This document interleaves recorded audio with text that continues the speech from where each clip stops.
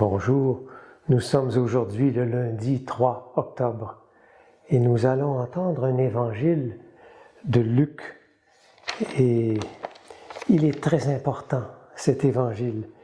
Il est situé dans un endroit dans l'évangile où Luc nous parle de qu'est-ce que ça sera un disciple quand Jésus sera parti, parce que Jésus se prépare à partir, à être crucifié. Et donc, c'est un des premiers textes que Luc insère là. Il s'adresse donc à nous, les disciples, même s'il parle d'une rencontre entre Jésus et un homme de la loi. Voici l'évangile de Luc dans 10, chapitre 10, 25 à 37. Jésus, le roi des rois, c'est Jésus, le bon pasteur. Alléluia, alléluia, alléluia, alléluia, amen. En ce temps-là, voici qu'un docteur de la loi se leva et mit Jésus à l'épreuve en disant « Maître, que dois-je faire pour avoir un héritage, la vie éternelle ?»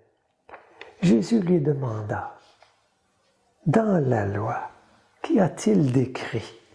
Comment lis-tu » L'autre répondit « Tu aimeras le Seigneur ton Dieu de tout ton cœur, de toute ton âme, de toute ta force, de toute ton intelligence et ton prochain comme toi-même. » Jésus lui dit, « Tu as répondu correctement, fais ainsi et tu vivras. » Mais lui, voulant se justifier, dit à Jésus, « Et qui est mon prochain? » Jésus reprit la parole.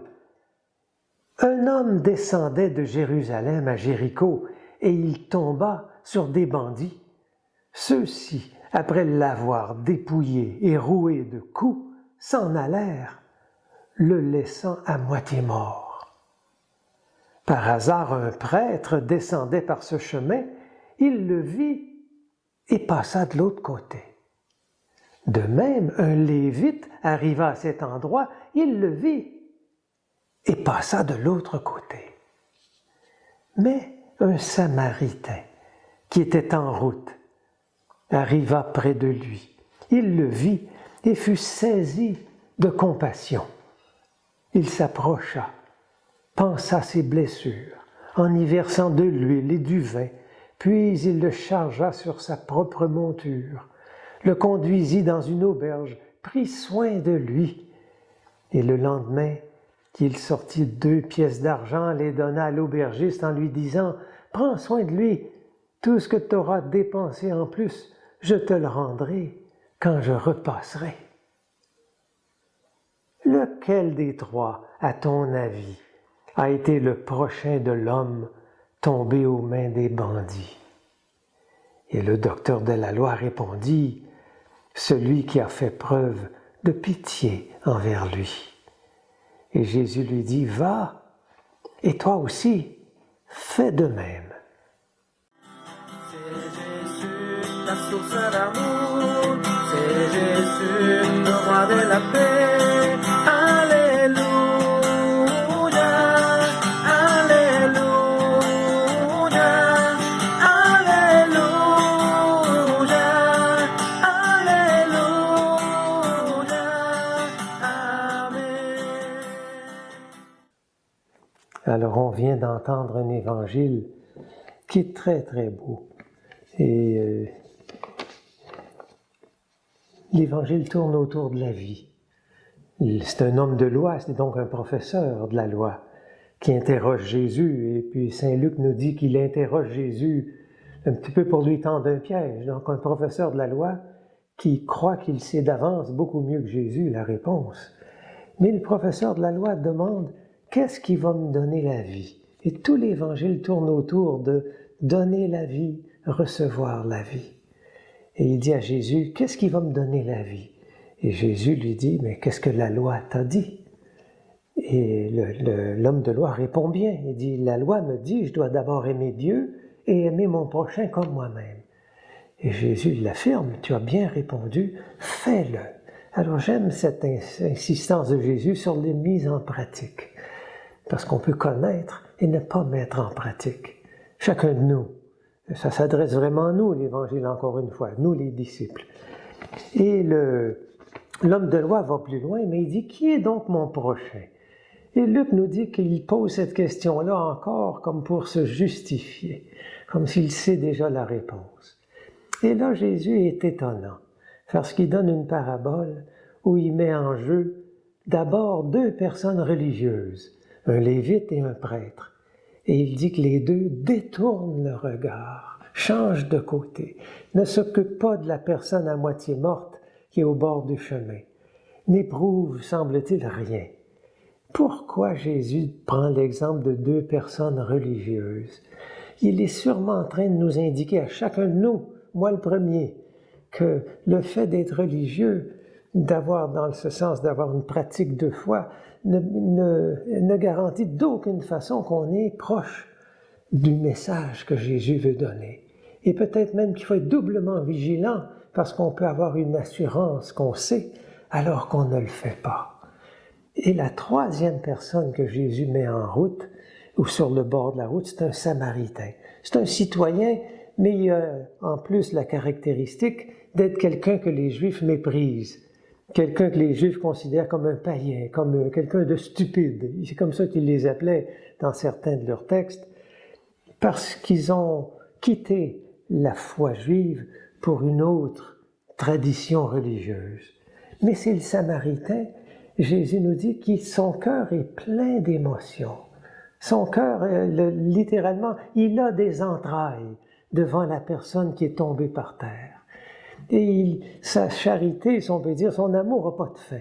Il soigne les blessures, il le monte sur sa monture, il l'amène à une auberge, il le confie à un aubergiste, il ne reste pas tout seul. Et puis, il ne s'en lave pas les mains, il dit « je vais revenir, continue à le soigner, je te paierai ». C'est une sorte de charité qui est extrêmement belle. Et à la fin, pour répondre à la question de l'homme de loi qui disait « Qui est mon prochain ?» Jésus répond en disant à l'homme de loi « Fais-toi le prochain de tous. » C'est cela que je demande. Alors, ce n'était pas une question légale pour Jésus. Qui est mon prochain? On pourrait dire, c'est mes frères juifs ou c'est les membres de ma communauté. Ça, c'est une approche légaliste. Jésus a plutôt une approche, ouvre ton cœur, sois le frère de tous et veille à donner la vie à tous, surtout les personnes blessées, ouvre-toi. Quel message que Jésus nous donne là. Et quand Saint Luc nous invite à voir cette parabole, nous, les disciples, je pense qu'il veut nous demander à chacun de nous de vérifier par rapport à qui est-ce que mon cœur ne s'émeut pas. Par rapport à qui est-ce que je n'ai pas d'entrailles? Ça arrive souvent. Moi, je le sens, en moi. Il y a des personnes que je rencontre qui sont souffrantes et je n'éprouve pas de compassion. Et je me rends compte, si je descends en moi, j'ai des préjugés. Je me dis, s'il travaillait plus, il souffrirait moins. S'il buvait moins, j'ai un jugement qui casse ma compassion. Et Jésus, dans cet évangile, est en train de dire, son disciple, il veut que ce soit un disciple dont le cœur est toujours prêt à s'émouvoir, qui ne va jamais se fermer. Alors c'est un appel qui me touche beaucoup. Récemment, je participais à une rencontre de la communauté de l'Arche ici à Amos. Et cette communauté accueillait 3 jeunes qui viennent s'engager pour être auprès des personnes qui ont une déficience intellectuelle. On a décidé de faire une célébration sur qu'est-ce que c'est qu'accueillir. Comment on accueille les 3 jeunes qui viennent nous aider et comment ces 3 jeunes-là vont accueillir les personnes qui ont une déficience. Et donc, on a vu que accueillir, c'est pas facile. Il y a des personnes qui ont un handicap qui ont dit « Moi, je ne suis pas très à l'aise quand il y a des nouveaux qui arrivent. J'ai peur qu'ils vont prendre ma place. » Un autre dit « Moi, je ne sais pas s'ils vont me donner mes médicaments. Je ne suis pas sûr que je veux les accueillir. » Et chacun y allait de sa parole pour montrer qu'il y avait une sorte de résistance qui empêchait de s'ouvrir à quelqu'un de nouveau. Quelqu'un a dit « Mais moi, je suis encore en deuil des assistants qui étaient là il y a 2 ou 3 mois puis qui viennent de partir, mon cœur n'est pas prêt à s'ouvrir à d'autres. C'est chacun de nous dans une communauté chrétienne. Est-ce qu'on est... Il faut presque entrer à l'intérieur de soi pour voir par rapport à qui est-ce que je n'arrive pas à m'émouvoir, à l'accueillir avec mon cœur, pas avec ma tête, et qu'est-ce que je peux travailler en moi pour que je devienne encore quelqu'un d'ouvert. On dirait que c'est l'appel que Jésus fait à sa communauté. Et cette communauté de l'Arche, dont la vocation est justement d'accueillir.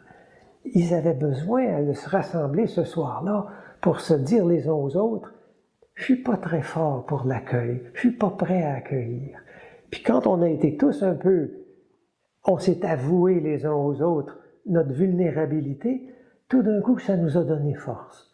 On est tous en difficulté à accueillir quelqu'un de nouveau, à lui donner sa place, à se laisser, le laisser prendre soin de nous.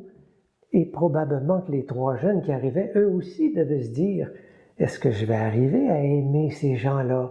Il y en a qui crient, il y en a qui sont de mauvaise humeur, qui ont des mauvais caractères.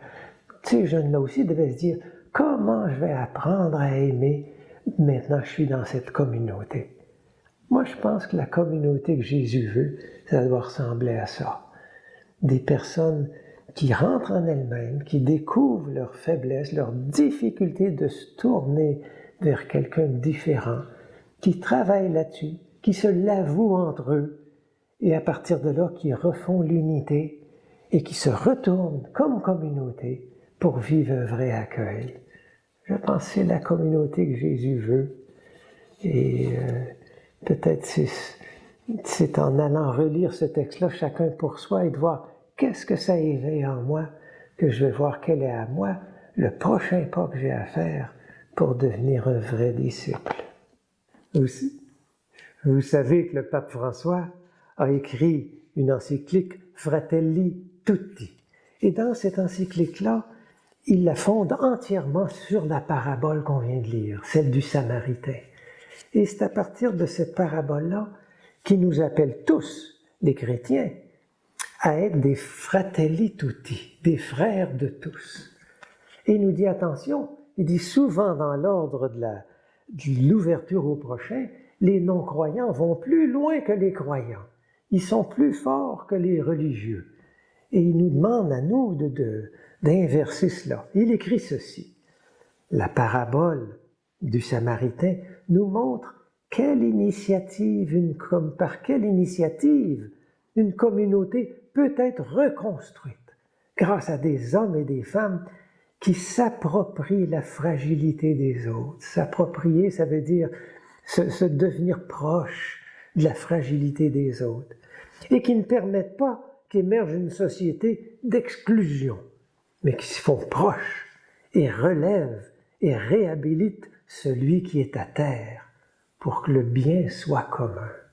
Voyez-vous comment François demande aux chrétiens de devenir des citoyens accomplis, pas d'abord des gens tournés vers l'Église seuls, mais plutôt tournés vers le bien commun et proches et au travail pour leur société, qu'elle devienne un lieu qui se tourne vers celui qui est à terre. Alors, voilà notre mission.